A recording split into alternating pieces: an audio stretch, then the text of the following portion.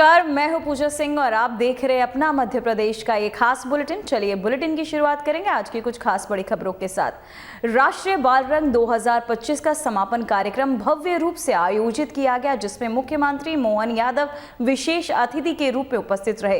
कार्यक्रम में बच्चों ने रंगारंग प्रस्तुतियों के माध्यम से अपनी कलात्मक प्रतिभा दिखाई, जिनमें नृत्य, संगीत और नाटक शामिल थे। मुख्यमंत्री मोहन यादव ने बच्चों की प्रतिभाओं की सराहना की और उन्हें सम्मानित भी किया। उन्होंने कहा कि बच्चों की रचनात्मक प्रतिभाओं को बढ़ावा देना राज्य और देश के लिए गर्व की बात है। इस अवसर पर आयोजन समिति, शिक्षक, अधिकारी और स्थानीय नागरिक भी मौजूद रहे। सच में हमारे लिए कई कारण से मध्य प्रदेश में कला, संस्कृति, इन उत्सवों का एक विशेष अलग प्रकार का महत्व है। मध्य प्रदेश की धरती से 5000 साल पहले भगवान कृष्ण ने 64 कला, 14 विद्या, ये जो कला और विद्या का तालमेल और उसके उत्कृष्ट तो क्या उत्कृष्टतम विद्यार्थी के नाते से दुनिया में अपनी हर सीखी हुई कला से एक विशेष पहचान बनाने वाले भगवान कृष्ण की मध्य प्रदेश शिक्षा स्थली भी है। ऐसे में जब आपको बाल रूप से बाल कृष्ण देखता हूं तो मैं आपको बधाई देना चाहता हूं। ढेरों अपने हृदय से पुनः आपका वंदन, अभिनंदन करता हूं, आपका स्वागत करता हूं। बचपन का समय सबसे सुंदर होता है और वो आनंद भी देता है। हमारे लिए ये नन्हे बच्चे वास्तव में ये एक अलग प्रकार की भविष्य की हमारी पौध है, जिसकी भविष्य की संभावना भी है। और मध्य प्रदेश सरकार अपने बलबूते पर 2010 से लगातार 15 साल से ये आयोजन की विराटता के आधार पर पूरे देश में हमारी राष्ट्रीय सांस्कृतिक एकता का ये प्रतिरूप बनाती है। मेरी अपनी ओर से आप सबको बधाई देता हूं और उम्मीद करता हूं आज यहां जिस प्रकार से फर्स्ट, सेकंड, थर्ड अलग अलग प्रकार के, और सच में ये हमारे अपने काम करने का तरीका भी है कि जिस भी कारण से है हमारे, ऐसा नहीं कि घर का राज्य है तो अपना पुरस्कार ले लो फर्स्ट सेकंड, जो मिल रहा है शांति से सहन करो, अगली बार के लिए और आगे बढ़ने का संकल्प करें। ऐसा होना चाहिए कि नहीं होना चाहिए? नहीं तो मालूम पड़े देने वाले ने, दाता ने अपने हिस्से का ज्यादा ले लिया। इसकी जरूरत भी नहीं। और मैं मान के चलता हूं, सच में आज जिस बात को मैं कह रहा हूं कि हमारे लिए तो तमिलनाडु, उत्तर प्रदेश, हर राज्य की अपनी नृत्य शैली है, हर राज्य की अपनी सांस्कृतिक विरासत है।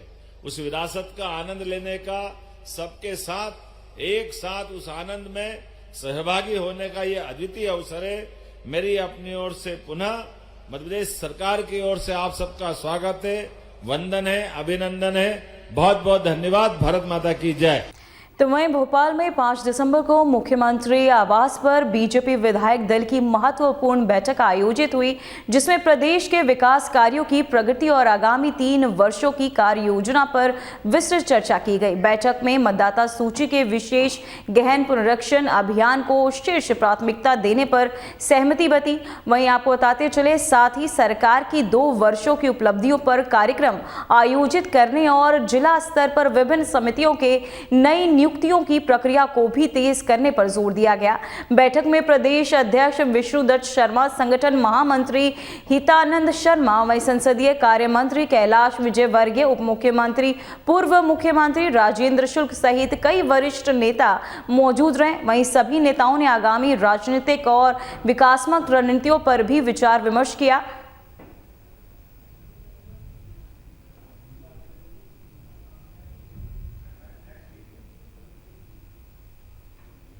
तो वहीं विधानसभा में नवचयनित आंगनबाड़ी कार्यकर्ताओं और सहकारिताओं को नियुक्ति पत्र प्रदान किए गए। इस अवसर पर माताओं के स्वास्थ्य और पोषण के प्रति समर्पण का वचन दिया गया, जो बच्चों की मुस्कुराहट से जुड़ा है। वहीं आधिकारिक घोषणा के अनुसार प्रदेश में पहली बार आंगनबाड़ी की भर्ती प्रक्रिया पूरी तरह से ऑनलाइन और पारदर्शी तरीके से की गई। ये कदम सरकारी सेवाओं में पारदर्शिता को बढ़ावा देने की दिशा में महत्वपूर्ण और है, साथ ही इसका स्वागत भी किया जा रहा है। वहीं सभी नवचयनित कार्यकर्ताओं को हार्दिक शुभकामनाएं भी दी गई।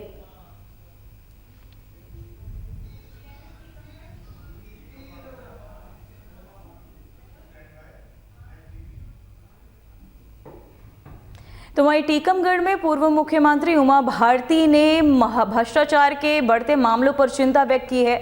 वहीं उन्होंने कहा कि भारत में भ्रष्टाचार लगातार बढ़ रहा है और नेताओं को 2 नवंबर का, आपको बता दें, 2 नंबर का पैसा खपाना पड़ रहा है। उमा भारती ने दिए गए बयान में भ्रष्टाचार के खिलाफ मजबूती से खड़ा होने की आवश्यकता पर भी जोर दिया। उन्होंने सरकारों से अपील की कि वे इस मुद्दे को गंभीरता से ले और प्रभावी कदम उठाए ताकि देश में स्वच्छ प्रशासन सुनिश्चित किया जा सके। उनके इस बयान ने राजनीतिक गलियारे में चर्चाएं को जन्म दे दिया है।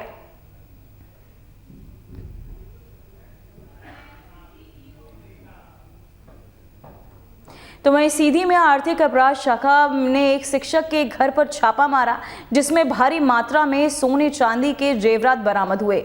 जांच के दौरान कई लग्जरी कारों का भी पता चला जो अवैध संपत्ति के संकेत देते हैं। ईओडब्ल्यू की टीम ने यह कार्यवाही शिक्षकों की संपत्तियों की जांच के तहत की, जिसमें अनियमितताएं पाई गई। इस मामले की गहनता से जांच की जा रही है और आरोपियों शिक्षक से पूछताछ भी जारी है, वहीं ताकि उनकी संपत्ति के स्रोत का पता लगाया जा सके। वहीं स्थानीय निवासियों ने इस छापे को लेकर चर्चाएं शुरू हो गई हैं।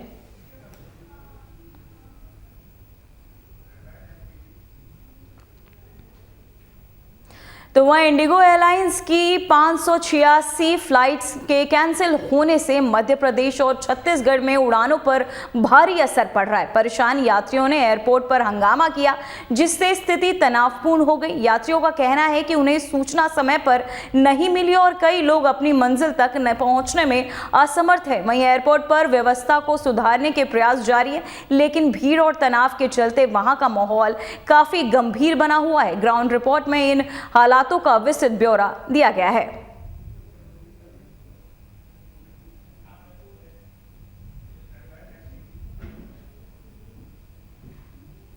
तो वहीं बैतूल जिले की पारंपरिक और प्राचीन कला भव्य धातु शिल्प कला को अब भारत सरकार की ओर से जीआई टैग मिल गया है। चेन्नई स्थित बौद्धिक संपदा अधिकारी ने इस अनोखी कला को जीआई टैग प्रदान किया। इसके साथ ही ये कला अब राष्ट्रीय ही नहीं बल्कि अंतर्राष्ट्रीय स्तर पर भी अपनी अलग पहचान बना चुकी है। भैरवा धातु शिल्प कला बैतूल की एक बेहद पुरानी और अनोखी कला है। इस कला में पंच धातुओं का उपयोग किया जाता है। 5 अलग अलग धातुओं को पिघलाकर उनसे आकर्षक और बारीक शिल्प तैयार किए जाते हैं। धातुओं के इस विशेष मिश्रण और कलाकारों का, आपको बता दें कि कलाकारों की कुशलता से तैयार की गई कलाकृतियां अपनी खूबसूरती और मजबूती के लिए विख्यात है। भैरवा कला की सबसे लोकप्रिय और प्रसिद्ध कलाकृतियों में से एक मोर चिमनी, ये कलाकृति न केवल बैतूल बल्कि पूरे मध्य प्रदेश की शिल्प परंपरा का प्रतिनिधित्व करती है। इसकी सुंदरता और बारीकी डिजाइन देखते ही बनती है।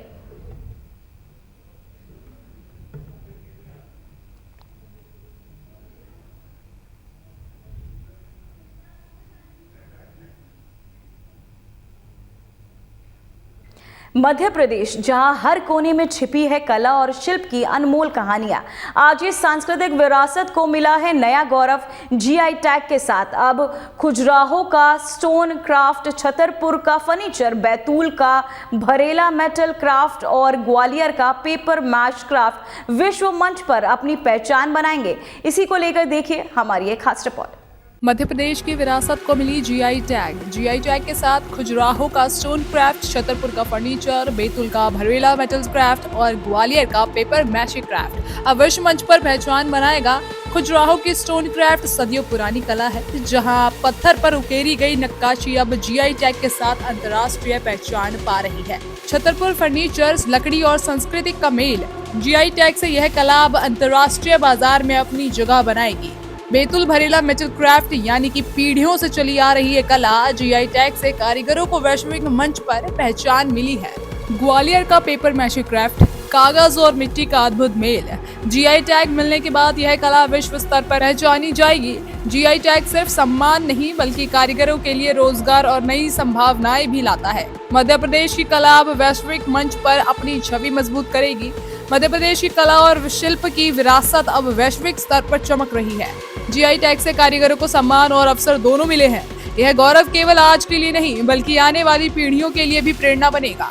मध्य प्रदेश, जहां हर कोने में छिपी है कला और शिल्प की कहानियां, बैतूल का भरेला मेटल क्राफ्ट एक पीढ़ियों से चली आ रही कला है, जहां छोटे छोटे हथौड़ों और आग की लपटों के बीच जन्म लेती है अद्भुत कलाकृतियां।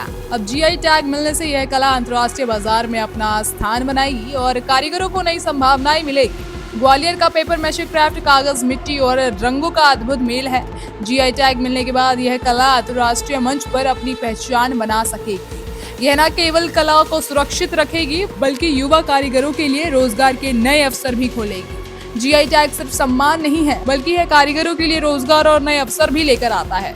आज इस प्राचीन धरती को मिला एक नया सम्मान, जीआई टैग। जी हाँ, खजुराहो की स्टोन क्राफ्ट, छतरपुर का फर्नीचर, बैतूल का भरवेला मेटल क्राफ्ट और ग्वालियर का पेपर मैशे क्राफ्ट अब इस स्तर पर अपनी पहचान बना चुके हैं। खजुराहो का स्टोन क्राफ्ट सदियों पुरानी कला है, जो कि पत्थर में तराशे गए देवी देवताओं और नक्काशों के अनोखे पैटर्न के साथ विश्व प्रसिद्ध बनाया। अब जीआई टैग के साथ यह कला न सिर्फ स्थानीय बल्कि अंतर्राष्ट्रीय स्तर पर भी पहचानी जाएगी। कारीगरों के महीन हाथों और धैर्य ने इस कला को जीवंत रखा है। तो बात करते हैं छतरपुर की फर्नीचर कला की, जो कि परंपरा का अनूठा संगम है। हर डिजाइन में स्थानीय संस्कृति की झलक मिलती है। जीआई टैग मिलने के बाद यह फर्नीचर अंतर्राष्ट्रीय बाजार में भी अपनी जगह बना सकेगा। मध्य प्रदेश की यह अनमोल विरासत अब विश्व स्तर पर अपनी जगह बना चुकी है। जीआई टैग से न केवल कारीगरों को पहचान मिली है, बल्कि हमारी कला और संस्कृति को भी नई पहचान और सम्मान मिला है। यह न केवल आज के लिए बल्कि आने वाली पीढ़ियों के लिए भी गर्व का पल है। जीआई टैग सिर्फ सम्मान नहीं, बल्कि यह कारीगरों के लिए रोजगार और नई संभावनाएं भी लेकर आता है। मध्य प्रदेश की कला और शिल्प परंपरा वैश्विक मंच पर अपनी छवि और मजबूती से पेश करेगी। युवा पीढ़ी इस विरासत को सीखकर इसे नई ऊंचाइयों तक ले जाएंगे। वही बात करते हैं ग्वालियर का पेपर मैशे क्राफ्ट, कागज, मिट्टी और रंगों का अनोखा संगम। जीआई टैग मिलने के बाद यह कला अब अंतर्राष्ट्रीय स्तर पर पहचानी जाएगी। यह न केवल पारंपरिक शिल्प को सुरक्षित रखेगी, बल्कि युवा कारीगरों के लिए भी नए अवसर पैदा करेगी। छतरपुर का फर्नीचर, लकड़ी डिजाइन और संस्कृति का अद्भुत संगम। हर डिजाइन में स्थानीय परंपरा की झलक मिलती है। जीआई टैग मिलने के बाद यह कला अब अंतर्राष्ट्रीय बाजार में भी अपनी जगह बनाएगी और कारीगरों को नई संभावनाएं मिलेगी। खजुराहो की स्टोन क्राफ्ट सदियों पुरानी कला है, पत्थर पर उकेरी गई देवी देवताओं और नक्काशी अब जीआई टैग के साथ अंतर्राष्ट्रीय पहचान पा रही हैं। कारीगरों के महीन हाथों और धैर्य ने इस कला को जीवंत रखा है। फिलहाल खबरों में इतना ही। मुझे दीजिए इजाजत। नमस्कार।